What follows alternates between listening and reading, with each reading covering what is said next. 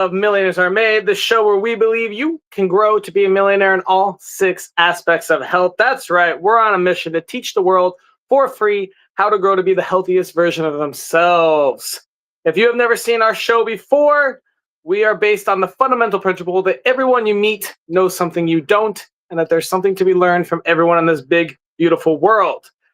We do episodes on all 6 aspects of health, from not just your financial health, but also your physical, your mental, your social, your spiritual, and today we're focusing on your intellectual health. Our topic is artificial intelligence, how to improve your intellectual health with artificial intelligence. Woo! In the spirit of authenticity, we do not tell or talk about our tips backstage with our guests. So what you're about to hear is fresh from them, from their own life journey. Audience, this is a live show. Please comment, engage, ask questions. When you guys ask questions, we also ask them out loud, live on air, so that our guests can answer them for you. So feel free to get engaged. If you want to be a guest on our show, we would love that. We're dropping a link right now for you to sign up. We believe everyone has something to share, so I think you should be a guest. Your knowledge with the rest of the world. And if there's something in your life that's a little bit tough, maybe you're a little lost, please shoot us a topic. We love topic ideas. We will go out and find 3 awesome guests that have expertise in that topic to come and help give you advice on how to improve. I also love talking one-on-one for free growth consultations. So if you want to hang out with me one-on-one, there's a link being dropped right now. Come sign up, say hi, and hopefully I can help you out somehow. Woo, brand new announcement for like our 3rd or 4th week. We officially have merchandise. We have awesome shirts for sale and mugs and calendars. I would love for you to come and share some of your Millionaires Are Made apparel pictures with us. I'd love to see you live in the world with a shirt on. That would be super sweet. So feel free to go check that out. Sponsors. This show, we've got 4 awesome sponsors. First off, we have Jesse Lewis, who's an unforgettable entertainer. You can hire him anywhere around the world. He's a comedy hypnotist. Also very, very smart. You should check him out. His link's being dropped right now. Next up, we have Sarah Jones. Sarah was in a very, very tough spot with her husband. Their marriage was failing, their finances sucked, and so she followed one of the big wig companies for debt, ended up screwing her over, and now she focused her entire life financial coach while she travels the world in an RV with her husband. You should go check her out and learn how to live a little bit healthy. The next sponsor is Craig Sikowski, who's a human behaviorist, helps entrepreneurs discover their true identity, purpose, and achieve growth in business and life. Go check him out. Craig is one of our smartest people we've ever met. And last but not least, is certified health and nutrition specializing in the prevention and reversal of many chronic and autoimmune diseases a lot of people claim are not curable. Yeah, you might want to talk to Samir if you've got something that you think you'll have the rest of your life. After years of declining health, he discovered the healing power of traditional eating practices, which transformed his life and his family's well-being. Now he helps clients reverse a lot of autoimmune conditions naturally without medications. And he's currently now pursuing another degree. It's a PhD in anthropology in South Africa, and he integrates all his academic studies with his coaching to offer a holistic plan for health. Samir is awesome. I would definitely check him out and say hi. And that will bring us to our first guest about intellectual health and artificial intelligence. Let's bring Henry out here. Henry, tell us, who are you? Hey, Austin, thanks for having me. My name is Henry Waneri. I'm from Nigeria. I'm Canadian, but I operate between Canada and the US. I have a home in Atlanta, and I do have a home in Toronto here. I'm in Toronto right now. I've been a pastor for 35 years, but recently I transitioned into getting out and traveling and speaking and helping humanity as much as I can. And that's what I've been doing now for about 5 years. I've been to about 66 countries, and I am scheduled to another 6 this year. 66 countries in the last 5 years? No, 66 countries in the last 35 years, but Oh, okay, okay, Yeah. okay, cool. All right, you got 6 more this year. All right, so when you travel, what do you do?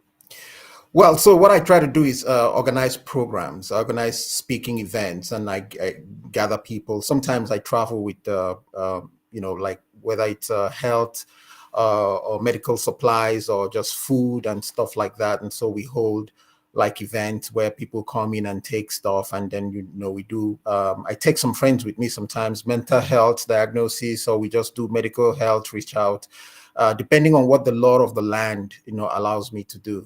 So what I do is before I travel, every time I scoop up as much as I can, ship it, and then go after it there. So All right, very cool, very cool. Well, I've got an important question, Henry. yes, If please. I wanted to improve my intellectual health with artificial intelligence, what tiny tip would you give me? Whew, very good question. I Before I say anything about it, I want to say first of all that one of the things we have to deal with is this apprehension we have towards artificial intelligence. There's a lot of apprehension about it, a lot of skepticism about it. And so if you approach it with skepticism, you're not going to benefit much from it. And I'm not saying throw your intelligence away, throw out your creativity, but don't come at it with some skepticism. And those who discover anything don't discover that thing if they are afraid of it, if they are skeptical about it. So first thing I would tell anybody: clear your mind, clear your mind, clear your mind, clear your mind. That's the first. And the second thing I'm going to say is find out if anybody says they've done something with AI, find out what they did with it. For instance, I just did a research recently on how AI is computing quantum physics and quantum mechanics and stuff like that. How is it able to calculate things like that? And tweak that to my field, figure out how that can work for you. And that's maybe the biggest tip I'll give anybody. There's a lot more I can say. Go and read people who write prompts and figure out what words they use, what's the science behind their prompts and stuff like that. But the best one that I would say, just go and find somebody who uses, because most of us, our introduction to AI is on the peripheral level. AI is able to do so much more. People are finding out cures for certain sicknesses by computing numbers and algorithms of AI. What would have taken scientists, they say billions of years, is being done in a few minutes and hours. So if you Okay, take good what point. AI can do in that field and bring it into your field, it might be able to help you. It has helped me a lot, and maybe hopefully I'll share some of it with you later. Okay, tell me this: where on your life journey did you learn all of this? What have you Actually, been up to in the AI world? Actually, it was 2 years ago. Um, I found out, I was a bit skeptical about AI as well, but I found out that one of the things we were all afraid of was AI stealing our creativity. And I realized that Right. Okay. I can retain my creativity because one of the things you would hear about AI is GIGO, GIGO, garbage in, garbage out. AI depends on what you feed it. And so I gave myself a challenge that between 2022 and now, I was going to write 20 books, and I was going to use AI to write those books. And I concluded that January, on the 7th of January this year. So that's how I learned that I can't lose my identity. It can't steal my creativity. It can maybe help me fasten up, get faster in everything I do. It can maybe help me get more access to a lot of resources, but my creativity remains mine, and it all started in 2022. Fascinating, fascinating. Well, awesome, Henry. We're gonna move on to our next guest. Can't wait to bring you out for the round robin and hear some more about you. Next up, we have Donna. Hi, Donna. Austin. Hi, Donna. Donna, who are you? I am Donna Epidoni. For years, for most of my career, I worked for National Public Radio, a lot of those years in California as a host and interviewer. And a little bit unlike Henry, I transitioned out of live radio into a form of ministry and motivational speaking. I have 2 books. I teach workshops on finding purpose in life. I travel around doing that. I have meditations on Substack if you want to subscribe for free or paid. I work with a couple of boards in our area. One is national, a National Animal Rescue Board, and a regional major medical center. And that's pretty much who I am. That's pretty much who I am. All right. Well, Donna, I've got a question for you. If I wanted to You do? improve, yeah, you know I do. If I wanted to improve my intellectual health with artificial intelligence, what tiny piece of advice would you give me? Well, I recently talked to someone who uses AI in a big way, but dives in really deep and considers his AI counterpart to be a friend and a collaborator. So I think in order to keep intellectual health, really good mental health, it might be best not to look at AI as a friend or a collaborator, but Okay. assign it in your own mind, give it a little bit different role so that you can use it and use it wisely, but not try to see it as another person in your life. Okay. Now, All right. I, as a semi-retired journalist, a former journalist, I don't use AI for writing. That's my choice. I know a lot of people do, but I like to Same. continue to expand my work as a writer. I like to use my brain and my intellect for that. So I don't use it to write for me, but I love AI as a research tool to find out what other people have written, to find out how various ideas can be used. In my case, because so much of my work is public, I don't want to worry about plagiarism. If I'm accidentally tapping into something, Henry Okay. pointed out, it's not likely to have anyone's words on there, but I want to make sure I don't use anyone's words and steal that. But there are so many good ways to use AI in research, in building audience, in getting ideas, in understanding concepts, and just in expanding my own mind. I do, by the way, use it for teaching because that's an area where when I'm in front of a classroom or a workshop, I can tap into AI in advance when I'm planning the lessons and the workshop and get some ideas on best practices in front of groups that maybe I hadn't thought of before. So I find it very valuable in that context. Very cool. Very cool. All right. Where in your life journey did A lot of it came from live broadcasting because when you have to think on your feet all the time, as you know, doing this show all the time, when you have to think on your feet, is it really an opportunity to tap into AI and say, hey, give me an idea? What should I do over here? You Very have to true. trust your instincts. You have to know yourself. You have to be ready at all times. So, and a lot of journalists don't use AI. They're just not into that practice at all. So learning not to use it was also the key to learning how to use it. And that's helped. I think that's helped a lot. Fast going. No, I feel like I've learned a lot from that life journey, being able to use it wisely and being able to use it not only for my emotional and mental health, but for keeping my audience in mind as well, making sure that the people who know that they trust me are also using AI wisely. I love it. I love it. Thank you so much, Donna. We're gonna move on to our next Sure. guest now. Next up, we have Sam. Sam, tell me, who are you?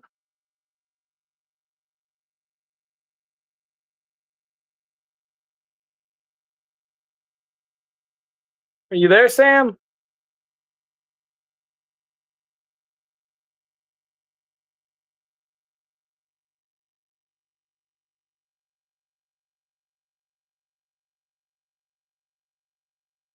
You with us, Sam? All right, looks like Sam might have lost connection, so we will move on to our round three.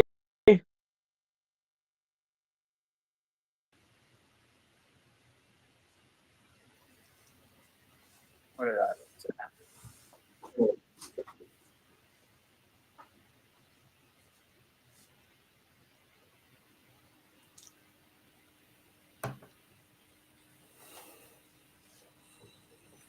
as well?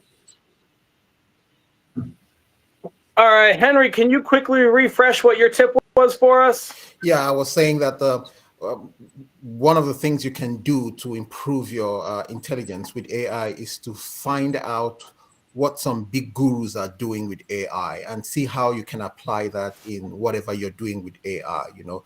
Push your ability to use AI, push your knowledge of what it can do for you, push the limits, and watch it give you back some very great stuff. I love it. Donna, what are your thoughts on it? I think that's a great tip. I think that's a very nice way to make sure that we're using AI wisely. And you can hear, I hear a lot of wisdom in what Henry talks about here. I hear that he's done this, he's thought about it, he has used it in a way that he's really speaking from experience and realistic experience. I agree with that. I agree with that. Sam, are you with us now? Looks like you might be muted.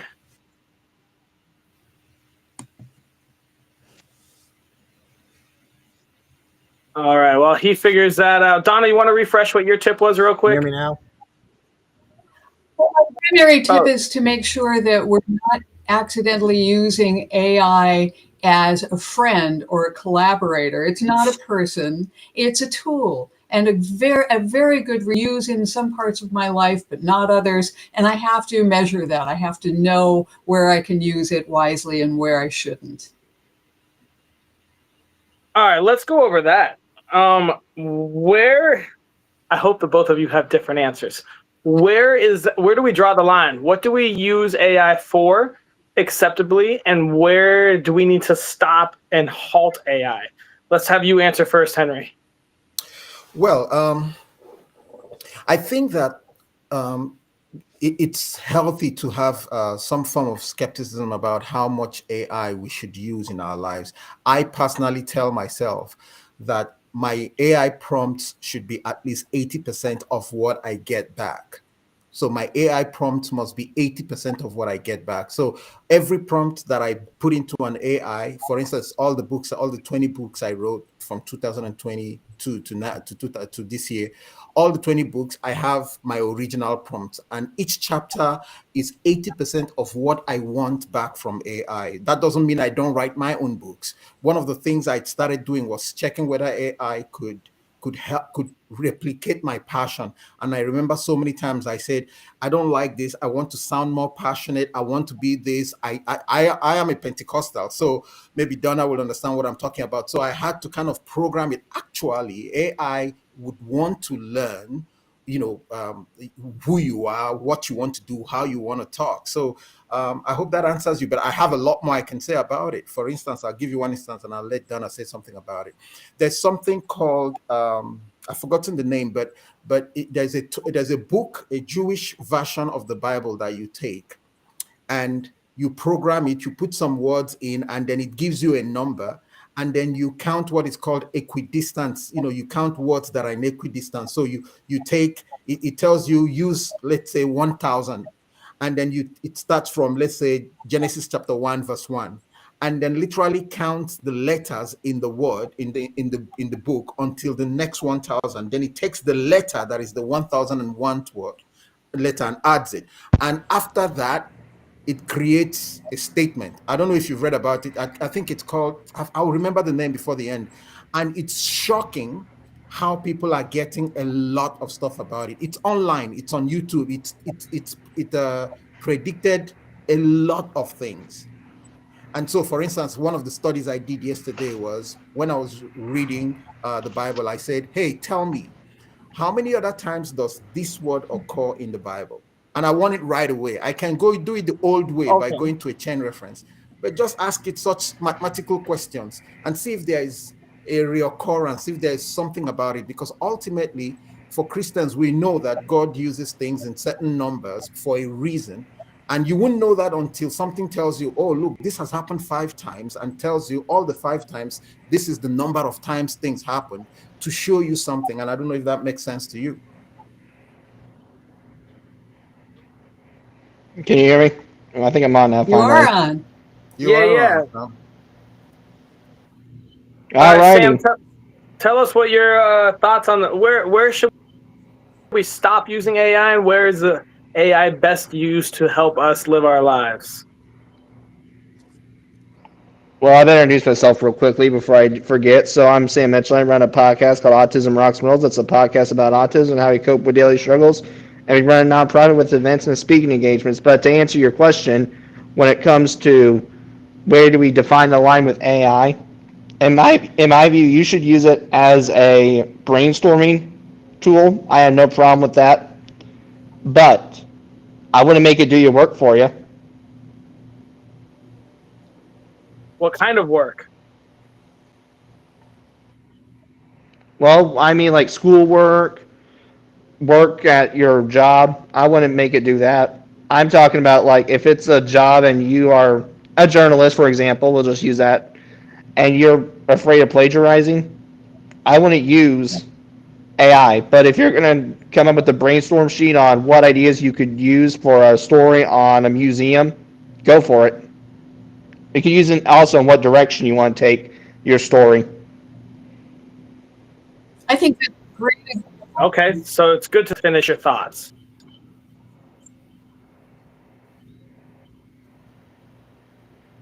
Donna, you want to comment on that? Can you say it again? Can you repeat what you just said, Austin? It's good to start your thinking, but not necessary to finish your Yeah, thoughts. I do agree with that. And I agree with Sam. I think in the case of a story about a museum, I would use AI to research the museum. I would find out what other people liked when they were in the museum. I'd want to find out what other people have written as far as news stories about that museum, but I wouldn't have AI write it for me. In my case, I'm always aware that we only use like what 5 or 6% of our brains, and I'm always trying to expand on that and make sure that my brain is healthy, not just intellectual health, but truly uh, mental health, mental capacity. So I'm always looking for new ways to stretch myself, and that's why I think using AI as a tool, as a journalist, but not as a writer or a collaborator, is best for me.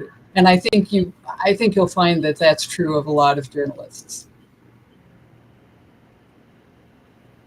And that, by the way, I I like it. Henry, disagree with what go ahead, Donna. Go Henry ahead. said something earlier that I think is really important, how he uses AI to, and how he uses his prompts so that the AI tool he's using can really grasp his style as a writer and as a speaker. That's a critical way to use this tool and a very helpful way to use it. It also matches the whole motto, the whole intent of what you do here, Austin, by recognizing that everyone knows something that you don't. And so whatever is in AI, yeah, garbage in, garbage out, but there's a lot in there that's very useful if we know how to tailor it for our personal use. I think that's the toughest part, is trying to tailor or harness its power to what you need. Henry, let's talk about that a little more. You said you put 80% in your prompts. So does that mean you write like 80% of the chapter of your book, and then you ask AI to kind of do 20 more percent, or uphold it, or change it a tiny That's bit? a Or good way to say it. I don't know if I'm going to trademark that idea, and make money out of it, because I don't think I've had too many people talk about it. But one of the ways we can sanitize this moral guilt we feel about what AI is, how about we put a standard of how much of our own input of our intellect into AI is original? For instance, as Christians, I believe that there are 4 levels of intellectualism. There is original intellectualism, there is transferred, there is discovered, there is learned. Oh, I said 4, there's 5, and then there is inspired. AI never has anything Oh, original. AI does not have any original. It can never discover any new laws. It can discover things by working with laws that are available, but it never discovers any new laws at all. So maybe what I told myself was, to not feel guilty that AI wrote my book for me. My prompts have to be at least 80 to 85% of the sum total of the chapter. So I have written most of the books. What AI does for me is my P's and Q's. Maybe putting it easy, simply. I Yeah. like it. That'd be an interesting thought. I have a good friend that like is fighting for, it's a nonprofit in like Morocco and Europe, Africa, and it's about like the ethical use of Yeah. AI. And there, I mean, obviously, the whole world's never going to agree on Yeah. all of that, but that would be an interesting prospect to say, to limit AI, monitor all the companies and say, whenever AI spits it back out, only 20 or 30 or whatever the number is, a certain percent can be from you. That'd be kind of like, really, AI can organize your thoughts in your chapter, maybe add some grammar. And then, like, if you need a new tone, like you had said, hey, I need a little more passion in this. And, maybe I just typed it up just to get it done and add a little more voice in there based on my previous Just so you chapters. know, just so That you know, that might I be, have never yeah, been satisfied with how much passion AI has given me. I have never been. So that's probably a good point. I have That's never been. probably a I am really good naturally very point. passionate, and AI has never been able to replicate things the way I want to. So I basically have to go back and, do some natural writing on the book, to feed it what I want it to be, either at the end, in the middle, or somewhere, just to give it naturality. But what I was telling you about, I went and plugged it in AI. I said, what is Bible prophetic medium that uses equidistance calculating? And it said this to me: the prophetic medium you're referring to is known as Bible code, or it's also called Bible Torah code. code. It is a method that involves searching for hidden messages with the Hebrew text of the Bible using equidistance letter sequences, ELS. This technique involves letters at Fascinating. equal intervals, e.g., 50th letter, to reveal hidden words and phrases. Then I asked it, what are the most famous predictions that have been made through the Bible code? And here's what it says to me. The first one: the assassination of Yitzhak Rabin in 1995, World War II and Hitler, 9/11 attack, tsunami of 2004, Chernobyl of 1986. And it went on, there's about 70 something predictions it said that were known before then by the Bible code. So I don't know how original that. That's Yeah. fascinating. I'm interested to see if people use AI. I mean, I assume they already are to figure out more potential future I assume disasters. they are. I I'm sure. assume. It sounds like I'm going to go down a I rabbit hole think on that one, so. Henry. Thank Yeah, you. a future episode. There goes the rest of my day. There goes the rest of my day. All right, real quick, Sam, I got two questions for you, Sam. What do you use AI the most for? And I guess let's ask, what am I trying to say with the second one? So you said earlier that you don't want to use it like for plagiarism reasons, this or that. I guess, what is your biggest fear of AI, Sam? The biggest fear I have is we're going to lose creative thought process and our creativity. Most human beings, but I think before AI, were creative. But now all you got to do is brainstorm ideas on AI. And it's a good tool, but it comes with a price. And I think the price is we're going to rely on it too much. I think if we continue to use it the way we do for schoolwork. I mean, I just ran into it the other day. My mom's actually a teacher. She teaches 8th grade English. She ran into a sentence where the student literally used AI. But I also think too is with me, I'm in that generation where I'm in the middle, where you try for a little bit, but if you don't know, you don't know. So what do you do if you don't know? Be stuck there forever? No, I'm going to go use AI. Right. One more question for you, Sam. So you say that it may stifle creativity. Is there a possibility it might actually enhance creativity? So let me give you an example. I have a good friend that's an artist, right? So they can spend like 2 to 3 days doing like a water painting or something and make this beautiful painting. But they have now started dabbling in doing AI art, so they can kind of get their image done online with AI and then figure out if they want to actually paint it or not. What are your thoughts on that? Well, here's the question: well, let me ask you the question back. Are they doing the whole work for them, or are they also doing something as well? What I Well, don't want is like that person, the artist, just to be typing in AI. Okay, do this picture for me. Okay, no. They can be like, all right, can you start a picture for me? Can you give me a concept, an idea of this picture? And then maybe I finish out the rest. Okay, that's fine. so for them, I mean, not necessarily just them, but AIR is a. I mean, I don't know if you remember the whole NFT thing craze. I mean, NFTs still have their place, but AIR is a whole industry almost where you create it through AI, and I guess you would have the prompt, so you could recreate it if you wanted, but you create a piece and then you essentially you can sell the AI art. And it's like a whole new brand of art, and so artists can actually create more faster and still have it hopefully hit their goal. um I don't know if, Yeah, I don't know about that. I don't know if I'm not happy about that existing because they didn't do the work. well, they still have to come up with the prompts and tell it, hey, monkey eating a banana exploding. Here I'm trying to, say artists are trying to do like a political message. A lot of artists like to add it in their social commentary. So I don't know what the hell a monkey banana exploding has to do, but let's just say they're pointing out something. You can do it a lot faster rather than spending 3 weeks putting on a piece of paper, and the exposure is different. You can take a picture of it and put it on the internet and be like, I painted this, but within an hour you could have an AI art piece that has a social commentary and spread it all over the internet. Thoughts on that? It's For all, that's a fair point. I okay, mean, as long as there's a point where they did the work, okay, then whatever. all right. I can hear that. All right, we had one comment we're gonna answer real quick. Oh, right here. That's what I'm looking for. Can we make this All right. Do you think AI will ever be able to fully replace human creativity? This is for everyone. I think it could get to the point where we allow it to try to replace our human creativity.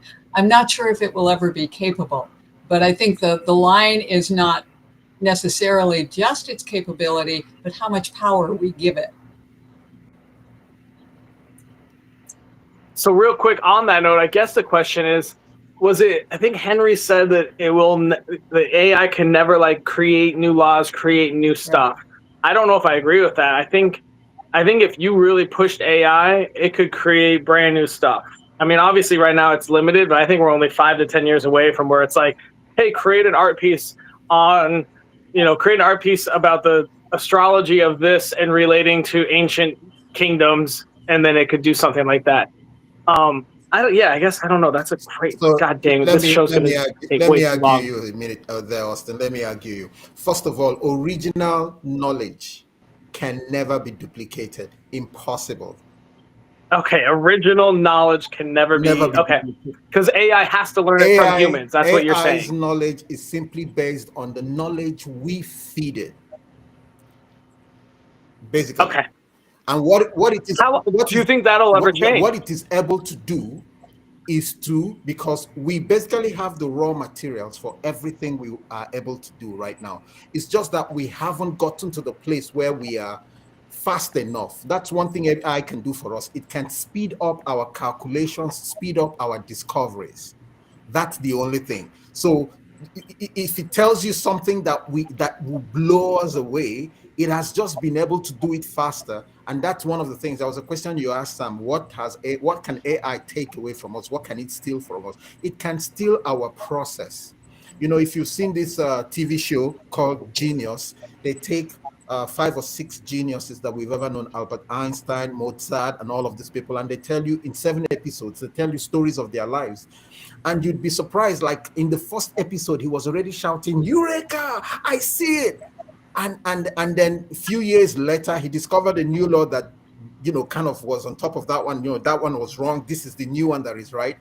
That's what AI steals from us. AI takes us from beginning to the end without the process, without letting us experience, oh, this is the one that was right. Oh, and then after 50 years, we discover a better law of thermodynamics or whatever. The AI will do that. So it has stolen that process of discovering knowledge, discovering intellect. AI would do that. But if you leave us, I don't know, I'm going to sound a lot religious. Adam was about 969 years.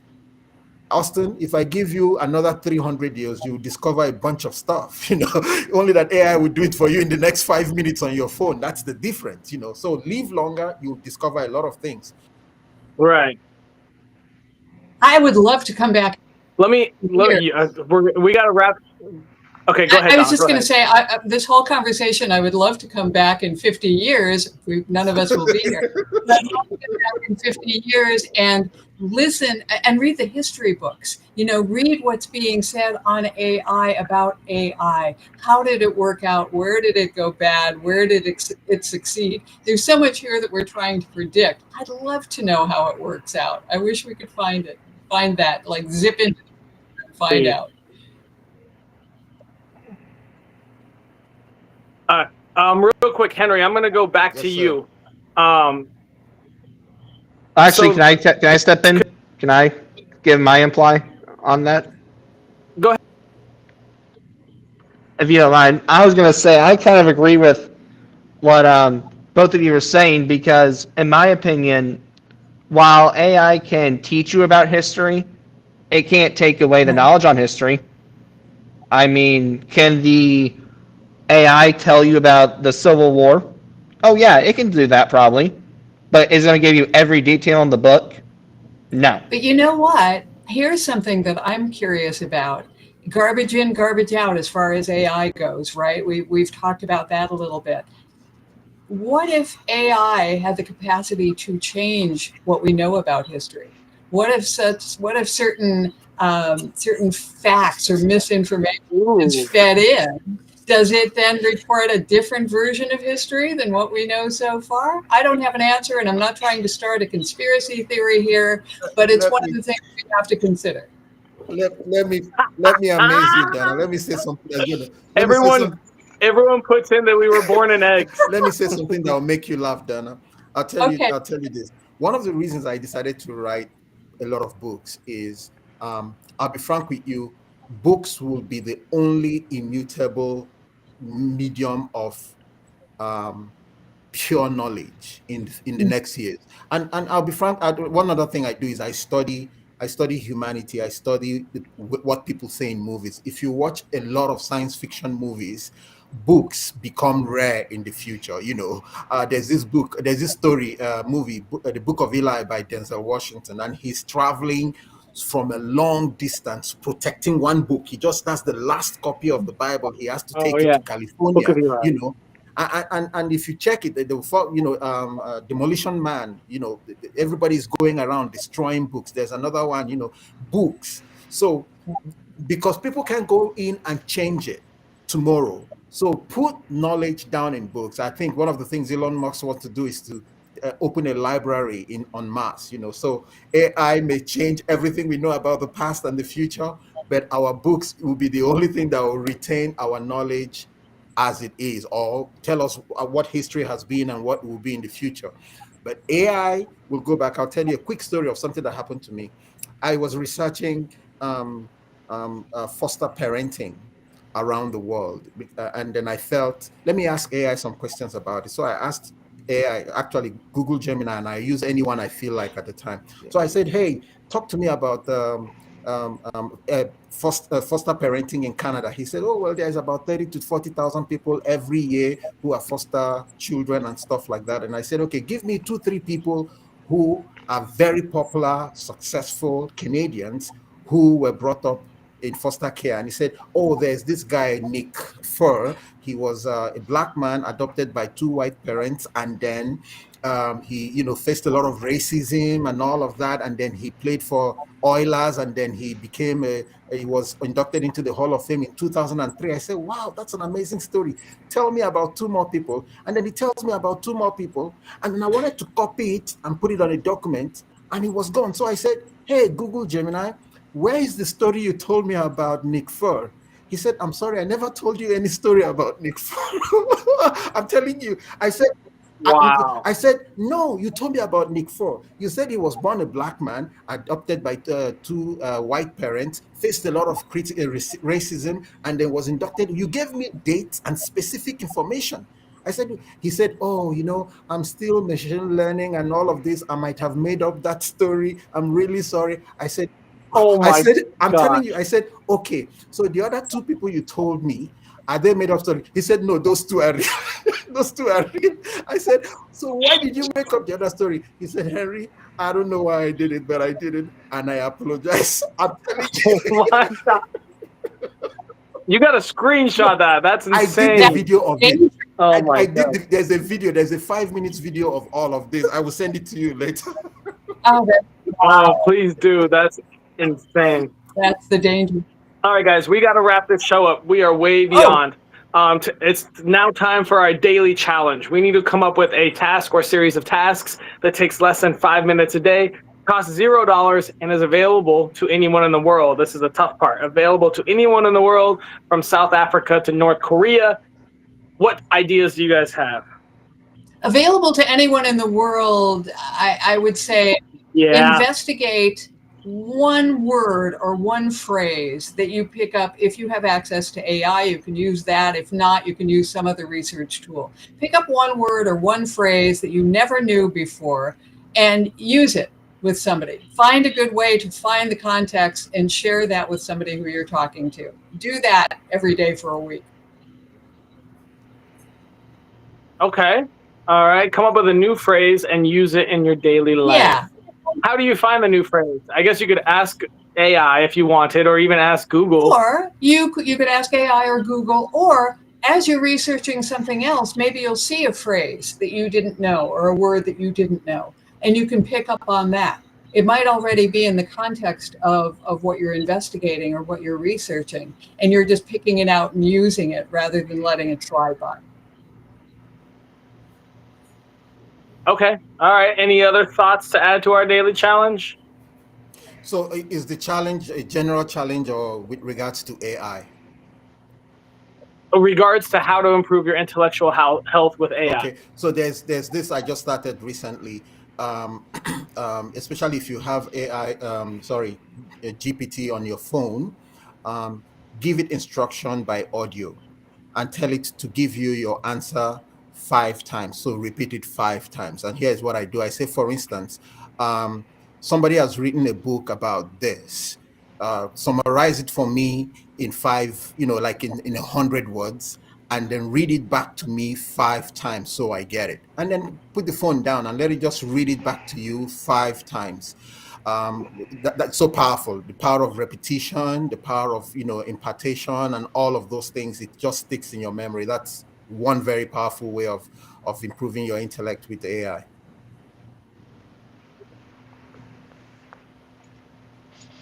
All right. So find a new phrase and have AI repeat out loud back to you. And what do you want to repeat, Henry? Just anything? Well, any thoughts you have, I guess? You can ask it to repeat. I do a lot of things with it. I can ask it to repeat like a portion of the Bible. I can ask it to summarize a book that I want to talk about, or my book, summarize one of my books and say it to me 10 times. Or for instance, find 5 things in my book that he thinks are things that would help me market the book, and then say it to me, and then just say it 5 times to me, and especially if you want to update it, say 5 things in my book that are trending that I can use to attach myself to what is trending now in a certain field. Say it to me 5 times, and that's a very huge tip. Yeah. I like that. All right, so let's just try to keep it simple. What we'll do is we'll have you'll learn a new phrase, and then we'll have your whatever AI tool you're using, whether it's Gemini or Grok or I don't even know the other ones, Bard or ChatGPT. Have it just say it back to you 10 times, whatever that new phrase. Yep.